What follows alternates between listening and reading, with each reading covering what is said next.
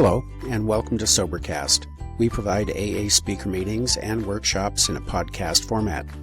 We are an ad-free podcast, and if you enjoy listening, please help us be self-supporting by visiting Sobercast.com, look for the donate link, and drop $1 or $2 into the virtual basket.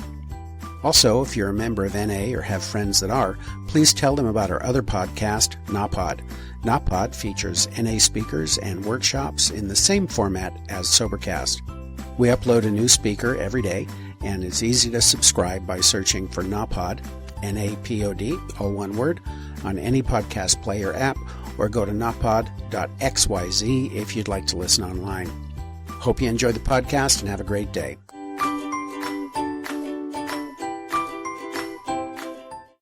I'm Sharin, I'm an alcoholic. Hi. Oh, okay. Thanks, John, for asking me to speak. And I'm really grateful to be here. Tonight I'm grateful to be sober and sane. And they don't necessarily always go together, you know. And I love this format, and I love the primetime message. You know, I really feel that my sobriety took on a whole new meaning for me since I began to go to primetime meetings and understanding how the disease works, you know, and my life today is amazing. I really, really do mean when I say that I do genuinely enjoy being alive, being with people, just interacting, getting up in the morning. I don't wake up anymore and look around and go, like, I don't want to go through another day. There was nothing to look forward to. There was nothing wrong with nothing.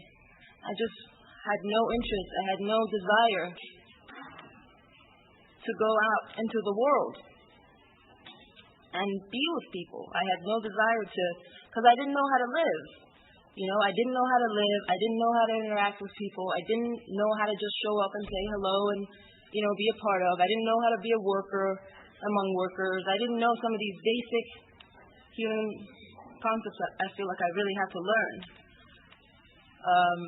So, you know, I've been in this program for a long time. Primetime, I'm new to in the past couple of years, but in the past year and a half, I've been pretty consistent with it. But, you know, I had almost 5 years of sobriety a while back, and I went out because I truly believed that I was no longer an alcoholic. I really did. I felt that I took time. I took my time. I researched. I looked over all my options. And I hadn't drank for a lot of years, which really just proved that I wasn't an alcoholic. And that it was, thank you for everything. I got it from here. Like, I really felt like I got a therapist. It's all good. And I went out to you know, I'm not an alcoholic. I'm just going to not be an alcoholic. And I wasn't for 6 months. I didn't drink. I controlled and managed my drinking. But what I didn't know is that I have a disease that's centered in my mind. It really has nothing to do with the bottle. My condition or illness or disease, whatever you want to call it, is not in the bottle, is not in whatever substance I'm using. It's in my mind. And I didn't know that. So I took the bottle away, or I added the bottle back in, but I was still crazy. I still felt insane. I felt like there was something seriously wrong with me, and that I was damaged. I was too damaged for AA even. Like it really, I could see that it worked for people. I could really see that it did, but I didn't feel that it would work for me. So I soon realized after a few months of controlled drinking that it wasn't controlled. Sooner or later, I just wanted to drink like I want to drink. And I really experienced the first step, which is I saw very clearly that my life was unmanageable due to my drinking. And it got very small very quickly.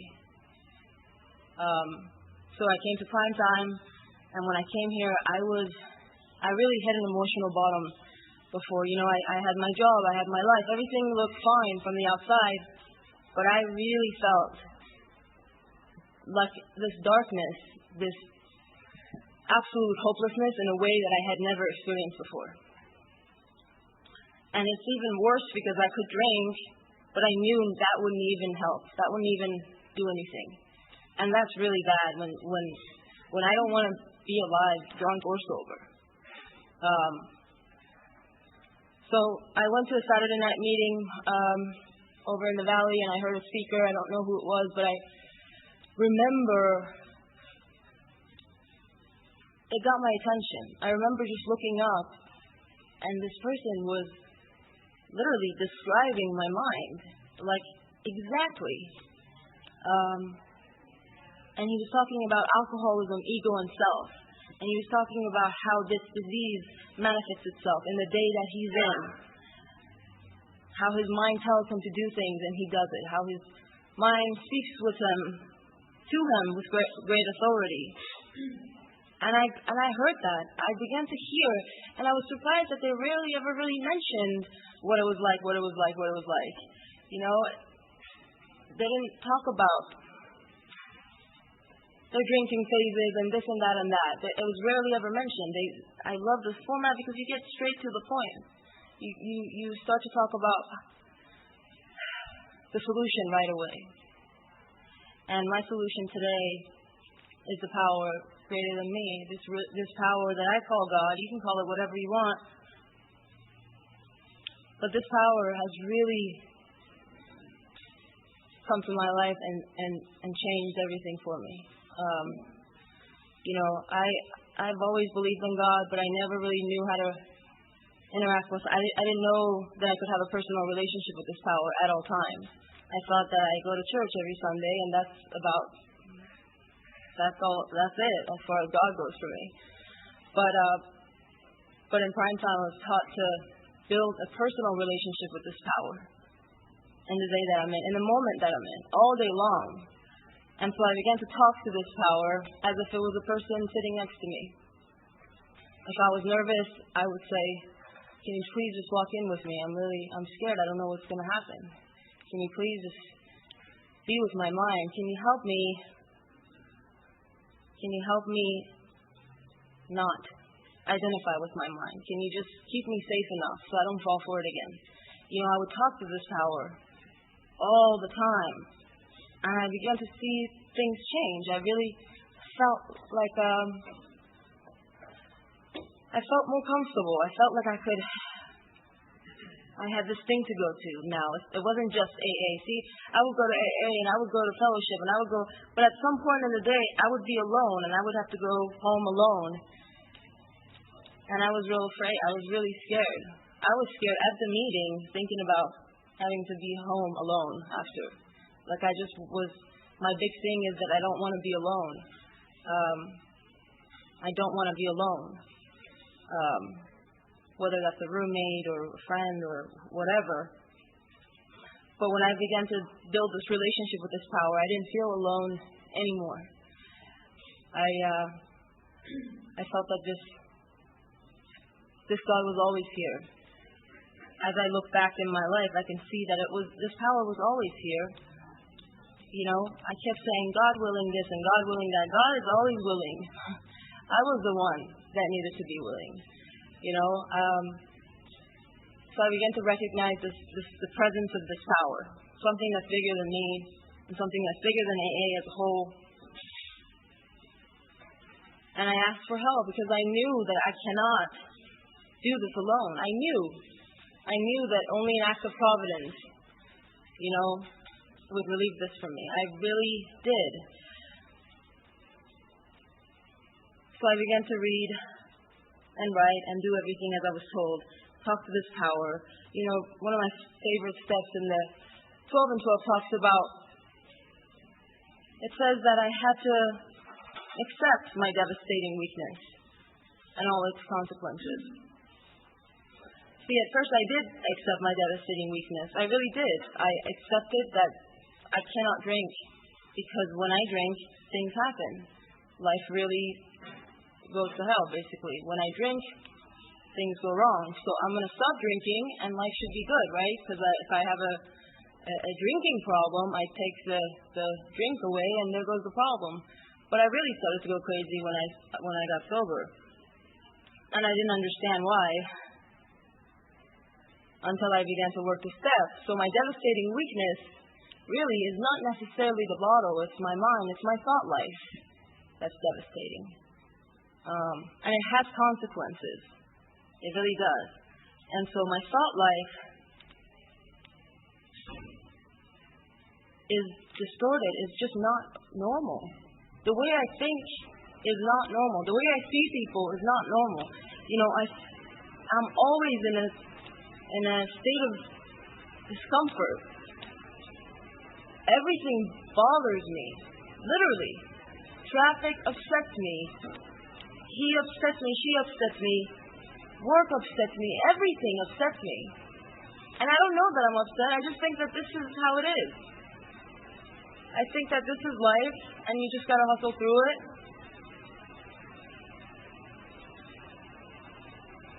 And I have to go to this power. There is no other way. There is no human power that could have relieved my alcoholism. God could and would if he were sought. The relationship seemed to relieve my alcoholism for a while, until it didn't. You know,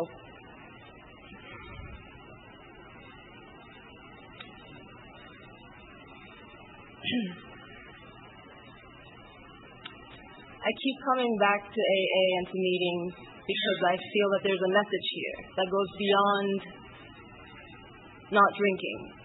There's a way of life here that I get to learn, because today I don't need a drink. I don't have the obsession to drink. I don't want to drink. But what I want to do is not go crazy, not feel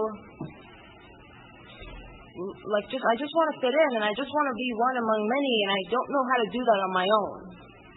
I know how to do that when drinking. I seem to somehow build this comfort and sense of confidence. And, you know, now I have to do that sober. So I have to learn how to live life with this power and with the 12 steps on a daily basis, without drinking, without using. And I can take my alcoholism anywhere with me. It doesn't necessarily have to be alcohol. I can place him instead of the bottle. I can place obsession with body instead of the bottle. I can go crazy with whatever. See, my mind is obsessive. It obsesses over things. It's not obsessing over alcohol, but it can easily obsess over a lot of other things. So I keep coming back here because there's a message, and that message for me is hope. The message is that I can change, that I'm not hopeless, that I'm not doomed with this disease for the rest of my life, that I can change by working the 12 steps and by the help of this power, that I can have a great life. I don't have to just get by. I don't have to be miserable, go to the job, pay rent, and just get by. That I can truly live a life that I enjoy and do things that I want to do, and be a girlfriend, be a daughter, be a worker, and be all those things. I can do all those things, but I have to learn, and I have to do it with the power. I can't do it on my own. You know, at every moment, my character is being built. Whether I know it, whether I'm aware of it or not, it's being built. And now, it's being either built with God or it's being built with self. If I'm with self, I'm not with God. And if I'm with God, I'm not with self. There really is no middle ground for me. The power is or it isn't. And today for me, he is. And I call it he, whatever. I just stick with a certain language. It doesn't really mean anything. You know,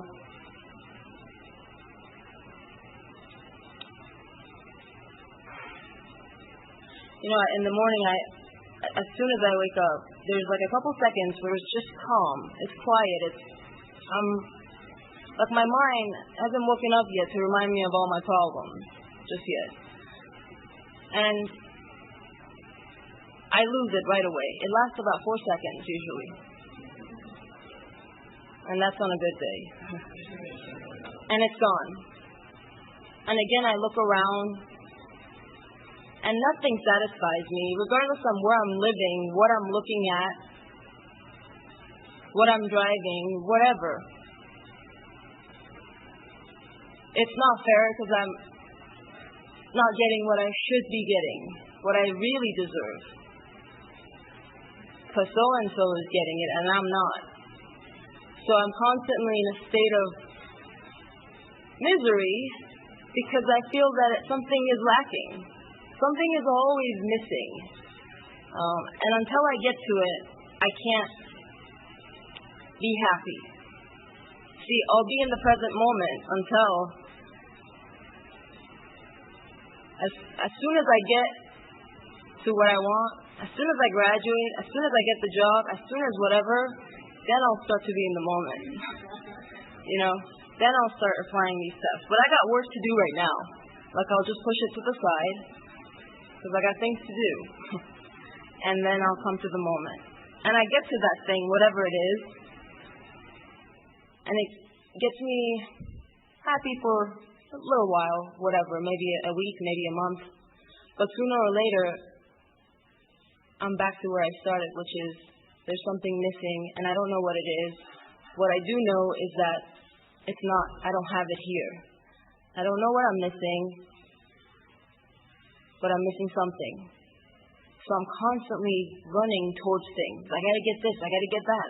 I gotta lose weight, I gotta gain weight, I gotta get this car, and I gotta get to the relationship, because that's really what's gonna fix me. I gotta get married and have kids and be a wifey, and I gotta be a graduate. I keep creating these pictures of perfect lives, and I get real close to it, and then I'm like, no, this is, I kind of need to think this one through. Like, right before an engagement or whatever, I thought that I wanted to be a wifey, and I thought that this was going to do it for me, but maybe not. So I backed out, and I spent years into building some other picture. And then I get bored, and I backed out. And I soon realized that I have an unsatisfiable mind, which is the word we use in prime time a lot, that nothing satisfies this mind, that no thing, not enough attention, not enough of anything can ever make me feel like, you know what, I'm good. Like, I feel like I got what I wanted and I'm good. Not ever. And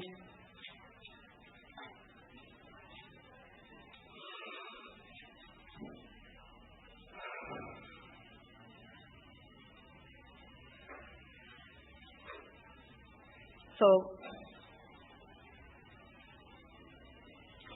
I have to understand what I'm up against here. I can't possibly begin to treat something that I don't even know what it is. How can I accept and admit to something that I don't even know what it is? I have to understand what I have. I have a disease, and it's called alcoholism. And it's alive, and it's functioning, whether I'm aware of it or not. And it's not going anywhere, and it's not curable, but it is treatable. I can treat it in the moment that I'm in. It's not about getting on my knees in the morning and then getting on my knees at night and then reading a page of this and then all that stuff is great. But the program really happens out there, not while I'm in here. While I'm in here, I'm sober and I like, the fellowship. I see people I like and I enjoy it. But the steps need to be applied. See, in my previous sobriety, I felt that I had worked the 12 steps because I did everything that my sponsor told me to do. I defined the words, I wrote, I read it in the big book, everything. I did the first step, then the second, then the third, then I made my list, then I made amends, and then on the 12th one I was like, okay, we're done. As if it was like I had completed it, moving on now. Like I never got that this is an ongoing process. I never understood that these steps aren't something I work. Oh, I gotta go do step work. It's a little bit more than that. I have to apply these steps in the day that I'm in. I have to apply 1, 2, and 3 at all times. And not necessarily about alcohol. I admit that I'm powerless over life. I admit that I'm powerless over my mind. And that my life is unmanageable. And I come to ask this power to relieve me of the bondage of self. I ask this power to help me because I know that I can't do it on my own.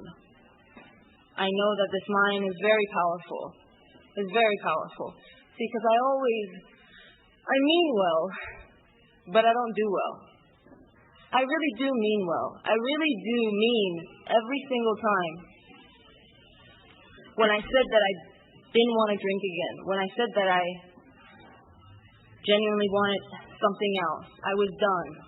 I swore to God, I swore to whoever, I swore to myself, I am done. Crawling, being sick physically, coming to for the most part, never really waking up. I said I'm done, and somehow, some way, by about 7 o'clock the next day, my mind told me that maybe I was being too dramatic. I seem to do that sometimes. I kind of overdo everything. It was probably what I ate. It talks to me. It bargains with me, and I listen. We go back and forth for a minute, but it always wins. So I try again, because, I'm not, an average person was maybe like a jaywalker, like the book talks about, or like some form of an allergy. You eat strawberries or whatever, peanuts, and your lips swell up, and like a normal person would just not eat them again because it doesn't feel good. But with me, my lips are going to swell up, and I'm going to have it again just to make sure that it was because of that it swelled up. And then I'm going to have it again. I mean, it's like I have to keep falling in order to get it. Because this disease this mind is very powerful. It's very powerful. And the more I understand what I'm up against, the less I know. Like, I don't know nothing. I really don't. I have to know that I don't know anything. That there's a power and there's 12 steps, and that's all I know. And I have to take this power everywhere with me. Everywhere I go. It has to be with me right here at this podium. It has to be with me while I talk. It has to be with me while things are good, and it's with me while things are bad. I ask this power on a daily basis, on a momentary basis, to help me walk to the room, to help me listen, help me be with this crowd right now, help me be honest. I'm constantly asking this power for help. And what a blessing it really is. It really, really is such a blessing that I get to have that. I get to trust this God. And I don't need to know anything anymore. I used to be so crazy. I have to know the next 2-year plan. This is when I'm going to go. This is when I'm going to be married. This is when I'm going to be graduated. This is where the first kid comes. I mean, that's crazy. I really had it planned out that way. Because I feel that that's what a successful, happy life looks like. That's what it should look like. I was always in rehearsal for my life. Always waiting to get to that next thing. And when I get there, I'll be happy. And I was a master at getting to the next thing. I knew how to get what I want. I really, really do. And I used to think that it was like a gift. Like, I used to think of myself as truly talented for just how manipulative and scandalous and conniving I really was. I felt that it was like a talent of sorts. I always got what I wanted, and I was a master at getting what I want. But see, my ego doesn't want to get what it wants, it just wants to want. And the more I feed it, the more it needs.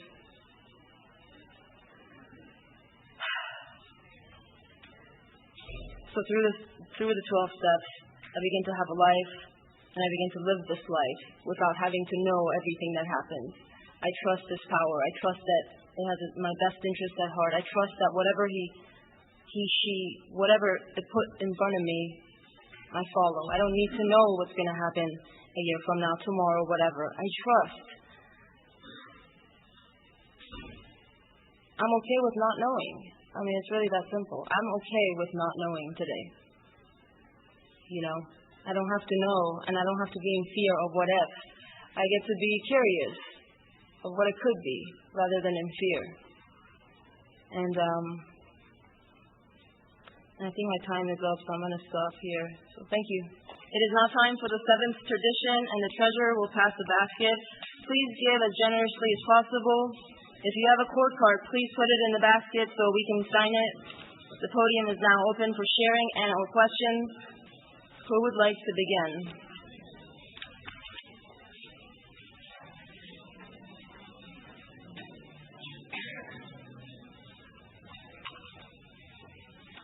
Anybody want to share?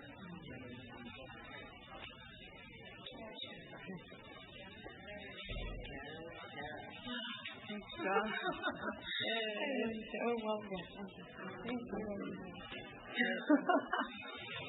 My name is Tara. I'm an alcoholic. I too raise my hand and then feel really awkward and nervous. Thank you so much for your share. That was really awesome. I really needed to hear that. I haven't been to a meeting in a while. I went to the Midwest for some stuff, and everybody was drinking around me, and I didn't take any of my tools with me, and I didn't feel the desire to drink, but I didn't work on anything, and I just went insane.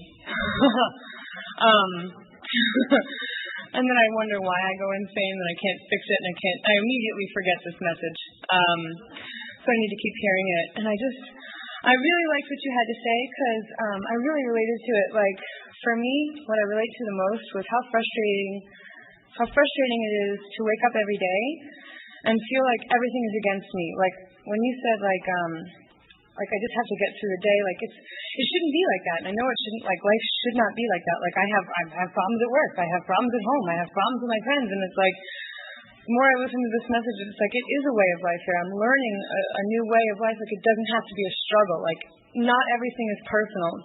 Like, I tend to fight with people who are, insane, and I can't let it go, and then I wonder why I have problems with everybody. When everybody else is like, yo, that person's insane, let it go. I'm like, no, they have to understand that they're insane, and I have to fight with them.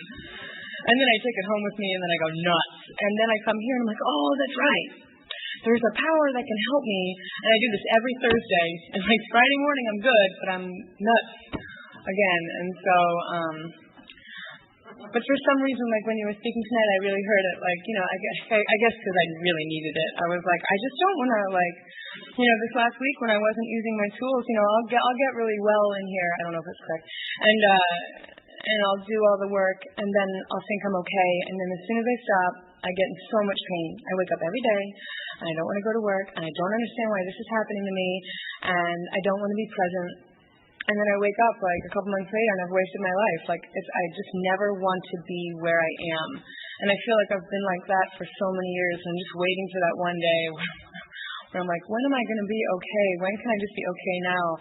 And I'll listen in here, and I'll be like, okay, I get it. We're not going to be happy until we get this. I'm like, okay, I get that. I'm actually cool with my car. I like my house. I like my boyfriend. But my job, people don't understand. It's definitely my job. Once I get a different job, I'm like the rules don't apply to me. So I have to kind of understand that and work with that. And I just want to keep learning and get better at at being okay with everything, because I'm tired of waking up and just struggling to be okay with everybody I talk to and people at work. It's that whole thing. I feel like I deserve a better life because my best friend has a good life. I'm like, why not me? But that's because I actually don't leave the house sometimes, and I should probably leave the house and work at things to get better things. So that's all. Thank you, guys. Thanks a lot. Okay, thank you.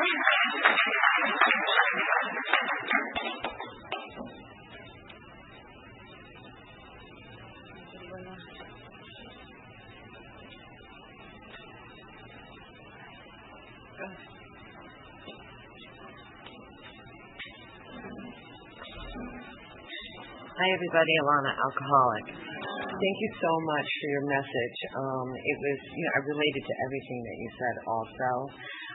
I have about the same amount of time, 5 years. And, the first couple of years when I got sober, I was, really in a pink cloud. I was just happy to be sober. I was happy. I was working the steps, and I felt like, that was my problem. The problem was alcohol. And that's what was wrong with me. And then after a couple of years, I recently relocated here from New York a year ago, and I was away from my sponsor. I lost my network of women that I got sober with, and I was kind of on my own, and I was struggling to find meetings, and I started to become very aware that I was acting like a dry drunk, and I thought, well, there's something else wrong, and I started to get very squirrely and started to have a lot of problems again, a lot of personal problems, and when I found very recently, like, I guess only these meetings are in LA. I don't think we have them in New York, but a couple months ago I found the primetime meetings, and I started to listen to the message, and I started to analyze really what my personality, that the disease of more, wanting more all the time, all the things that are wrong in my mind, where I feel like nothing is right, nothing's perfect enough, all those kind of things that I've learned from primetime are really the alcoholic personality. And so I started to, read a lot of the literature and study the message, the primetime message, and I really found a solution. And I deepened my spirituality and started to rely on God more, and let go and let God, and really have a lot more faith through the primetime message. And I feel that now that my program's really working, I mean, I didn't slip, but I was headed in their direction. So anyway, I really related to everything that you had to say. Thank you so much. And that's all I've got. Thanks.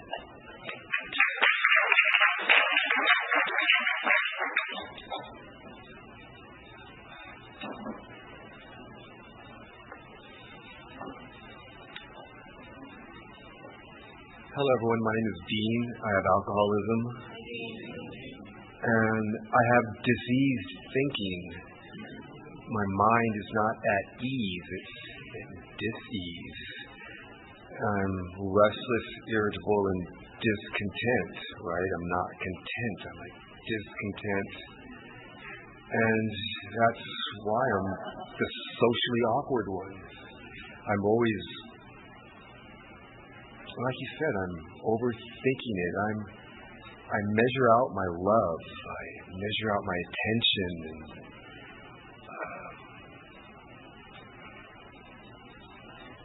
And there's I've only found one cure for that. I've only found one solution. And that's spiritual. It's AA.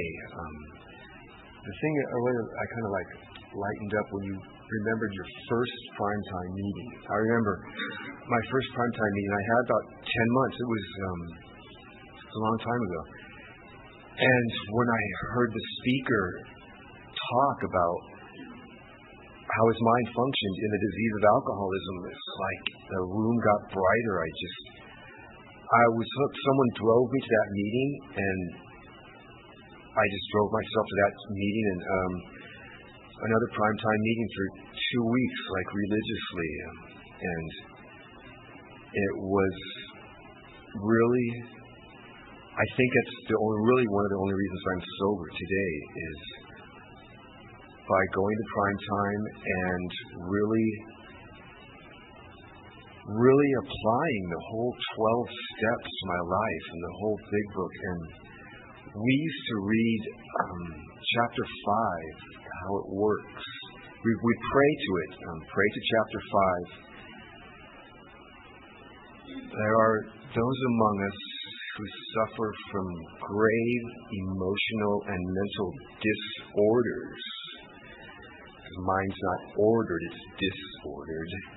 But many of them do recover if they have the ability to be honest.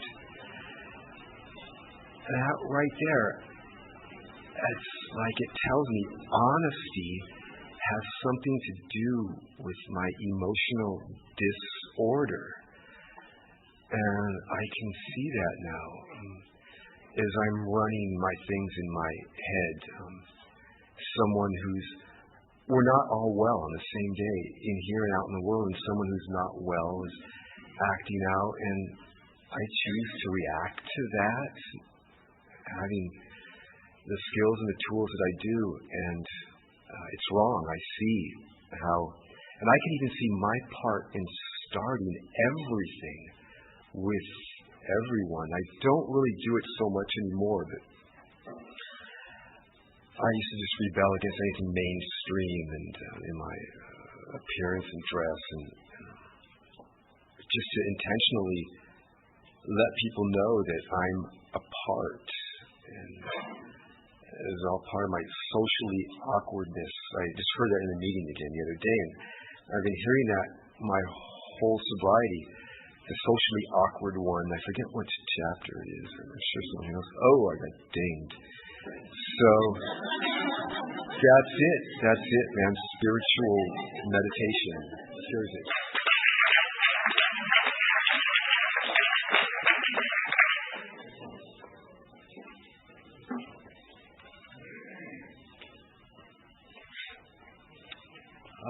Hello, my name is Martin. I'm an alcoholic. Thank you very much. I was really paying attention today. I've been out for a little while and have been struggling considerably. And I finally was able to get honest with a friend of mine, and she strongly suggested that I get to a meeting. I've got some time now, but of course the madness has been persisting. And one thing that I heard that really sticks out is something you see up on the wall and in the steps and such is talk about having a sense of spirituality or having a sense of faith in something. And it's been very evasive for me. I certainly am not closed off to it, and I find tremendous beauty in things like nature and in space and laughter, but I can't seem to grab on to something like that will actually offer me any remedy in the moment. So I very much think that has something to do with why I've continued to relapse so often, and I'm sort of inquiring, I guess, about how any of you, if you have, because I feel like there is a little spark of life left within me, but it's going out, and I wonder. I'm sure that there have been people that have been here, but if they found some sort of spiritual assistance that did help to remedy that or to fill the void, because I certainly know that I'm grappling with something that is far more powerful than I am, and it's very difficult to get a grip on it right now, and that is where I am at today. So thank you very much.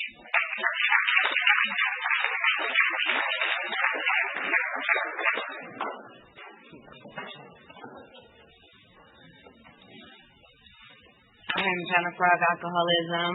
Thank you so much for your share. I really got so much out of it. I just can relate, of course, to so many things.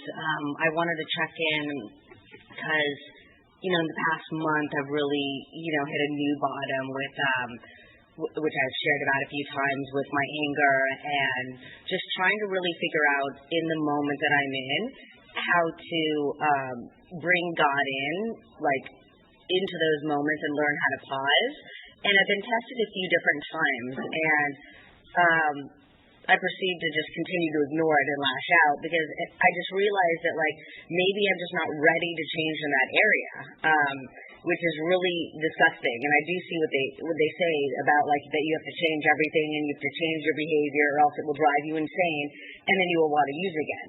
And I realized like in this relationship that I was in that even though I have some recovery, in February I'll have 3 years, it's just like that old behavior of how I used to behave and treat people, and I was with this girl that I really did care about, and I was so verbally abusive and so mean,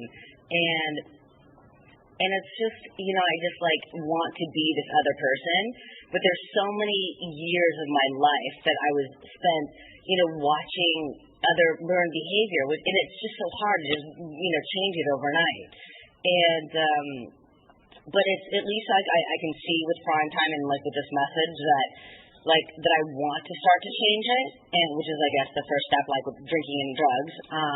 But each day, even like today, I was fighting with my writing partner again, and I stopped for a second thinking, God, if I send that text, it'll really piss him off, and I was like, forget it, screw it, and I sent it anyway, of course, and I was just like, you know, because I don't care, because at the end of the day, I was like, ugh, so what? I get so much of a release out of getting mad and getting pissed off and getting angry and starting fights that I'm just like, go, go, go, and it's just like, I don't know, it just drives me insane, and I was wondering, it's leading to a question that, you know, like even like in this relationship, I remember even I would go to meetings and I was fine in the meeting and everything was great.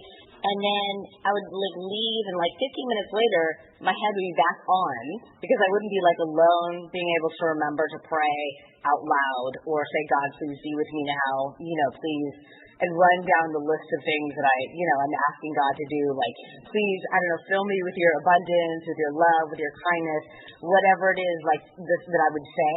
I can't say if I'm actually with another person. I could try to say it in my head, and then they're, like, talking to me, I'm like, what? And I'm not even listening, so that makes me even feel crazier. So I was just wondering, like, in those moments that when you're with someone, with another person, you know, how do you remind your mind to reach for God instead of reaching for self?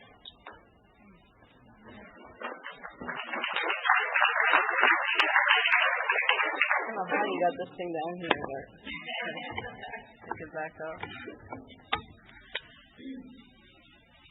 You know, I feel like this answer just applies to everything, and that is there's one who has all power. That one is God, may you find him now. There's one who has all power, and it's not me. And like every time, it's just as shocking to me to say that. There is one who has all power. That one is God. May you find him now. And for me, the more I'm with this power, the more I'm in contact with this power, the more access I have to it. So if I'm constantly talking to this power, then there's not going to be a whole lot of time where I'm not with the power. So really the application of constantly doing it on my own so that when I'm with people and I'm out in the world, I have it with me. You know, I can't just tap into the power when I need it. You know, it's like I heard this before at a meeting where there's a friend that you never talk to this friend, but like once a year you would call and be like, can you help me move? You know, and I heard this and that's like how I used to, that was my relationship with my higher power. It was like I would never have any contact with this power until I needed something. And that doesn't work. So I have to build the relationship all the time and practice, really. But I'm sure somebody else can definitely share on this. Stand up.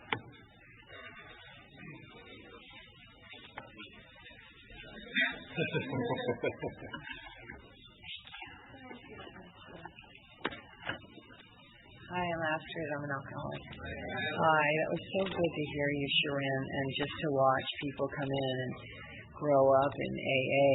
And this message saved my life too. You know, and it's not for everyone. Some people come in here and they're like, what are they talking about? You know, and I don't even feel like, oh, we've got the monopoly on it, or this is the right way and something else is the wrong way. I just know that that watching my mind and looking at my thoughts really, really was a huge, insightful aha thing. And I came to the realization that maybe, just maybe, every single solitary thought that surfs the waves of my brain is manufactured from some kind of biography, some kind of history, some kind of yesterday's drama, some kind of story I told myself, some kind of upbringing, some kind of rule in my house. You know, my mother's own glasses on how she looks at people. I remember she used to say this. She used to say, "Look at this guy, he has low forehead. You know what? This is a sign of very stupid person, almost monkey." You know, I still look at someone with a really tiny hairline, and the first thing I think of is, oh, they're as dumb as a monkey. And then the second thought is, where did I get that? Is that even true? That is so unfair to just like completely dismiss somebody. But see, I have to check myself before I wreck myself. You guys like that? Really? That's a good one. I'm going to bring that up again. Got a lot of hits. You know, I have to check myself before I wreck myself, because how judgmental and how ridiculous. I mean, just throw somebody away, or by the way they dress, or the way they speak, or the way they articulate things, or the way they don't articulate things.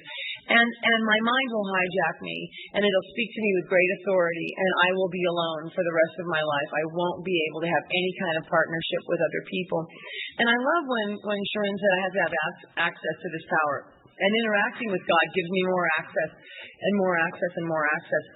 And when Jennifer asked the question of how do I remind myself, or how do I remember? I remember personally because I'm in so much pain. Now, it's interesting because I sponsor a lot of people in and with this message. Some people, their mind doesn't hurt them so much. So maybe Jennifer or somebody else really wanted to tell someone off. After they told them off, after they pressed the send button, they didn't even feel like shit. They didn't even feel like crap. I'm sorry, John, I swore. They didn't even feel like crap enough to want to go to God. I just feel awful about everything all the time. I mean, everything makes me feel awful. And even if it's a situation that's good, my mind will tell me a story about how it could turn awful. So I don't really have a whole lot of choices. You know, it's interesting because I've been reading a lot about serotonin and dopamine. Serotonin and people with a lack of serotonin, there's several different neurotransmitters, but the serotonin one, when there's a lack of it, there's a lot of grief and self-pity. And I found that so interesting. It's a different form of depression. And see, that's what mine does. I believe that somewhere in my mind there isn't enough serotonin, and everything, I feel so ashamed, I'm so sad. But see, God replaces the serotonin, and I'll tell you why. Because the greatest way to change your brain chemistry is to get the feeling inside that something good's about to happen. And so when I tap into the infinite possibilities that I don't know what's going to happen, I don't know what's right for your life, I don't know what's right for my life, I'm basically creating a brain chemistry that's always going to be excited about life, something new is going to happen, I'm spontaneous, I can let go absolutely, I can live in the moment. And it's really interesting because it's worked at a physiological level, at a spiritual level, at an emotional level. It's worked for me, and I would never throw my God away. I really, really, totally believe that God loves me. I drank all the Kool-Aid, every drop of it, chugged tons of it. God loves me.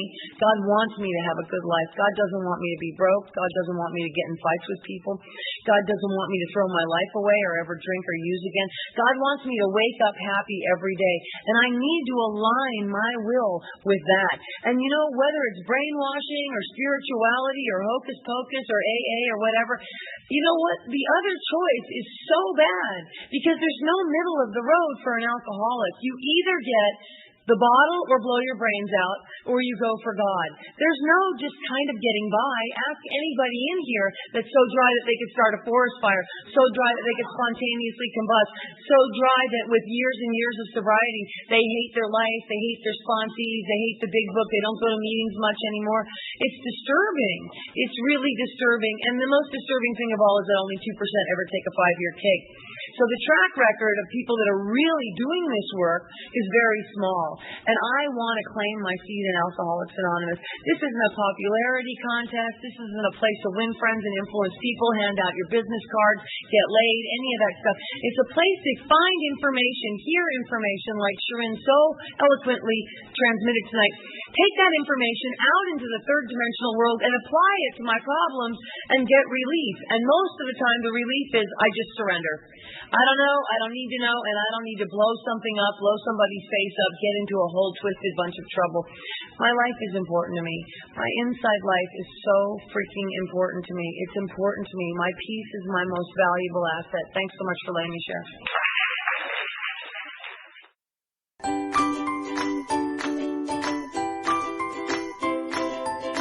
Thanks for listening. I hope you enjoyed the podcast. Sobercast is ad-free, and we'd like your help in order to keep it that way. So if you'd like to help us be self-supporting by pledging $1 or $2 a month, visit Sobercast.com and look for the donate links. Thank you very much.